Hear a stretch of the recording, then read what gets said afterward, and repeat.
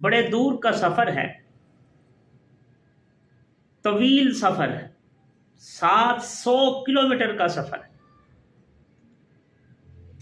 پرکٹھن حالات ہیں، قحط کا زمانہ ہے،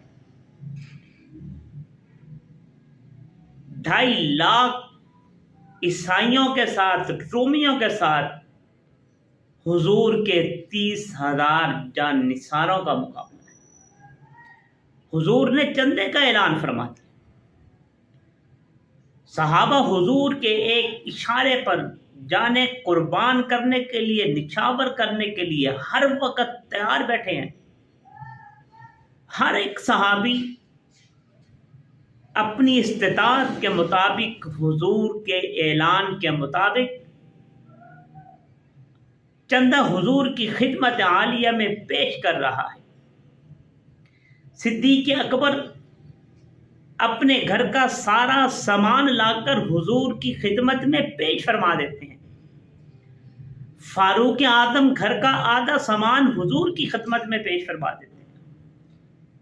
جناب عثمان ہیں، 200 اونٹ سامان سے لدے ہوئے حضور کی خدمت عالیہ میں پیش فرماتے ہیں۔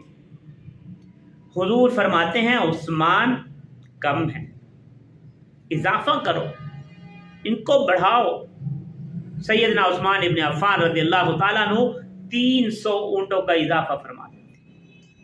حضور فرماتے ہیں عثمان کم ہیں اور بڑھاؤ۔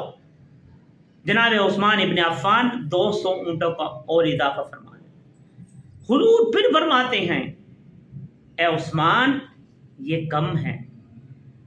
جناب عثمان ابن عفان رضی اللہ تعالیٰ عنہ 200 اونٹوں کا اور اضافہ فرماتے ہیں۔ 900 اونٹ سامان سے لدے ہوئے جناب عثمان ابن عفان حضور کی خدمت عالیہ میں پیش فرما دیتے ہیں۔ پھر یہی بس نہیں، 1000 نقدی اشرفیاں حضور کی خدمت میں پیش فرماتے ہیں۔ حضور سیدنا عثمان ابن عفان کی دی ہوئی اشرفیوں کو اچھال رہے ہیں، ان سے کھیل رہے ہیں، اور ساتھ میں حضور یہ فرما رہے ہیں ما ضر عثمان ما عمل بعد اليوم، اے عثمان آج کے بعد تیرا کوئی عمل تجھے نقصان نہیں پہنچا سکتا۔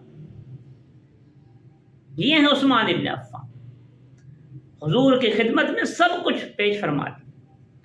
آپ صلی اللہ علیہ وسلم نے ارشاد فرمایا لِكُلِّ نَبِيٍّ رَفِيقٌ وَرَفِيقِي فِي الْجَنَّةِ عثمان، کہ ہر نبی کا جنت میں ایک رفیق ہوگا اور میرا رفیق جنت میں عثمان ہوگا۔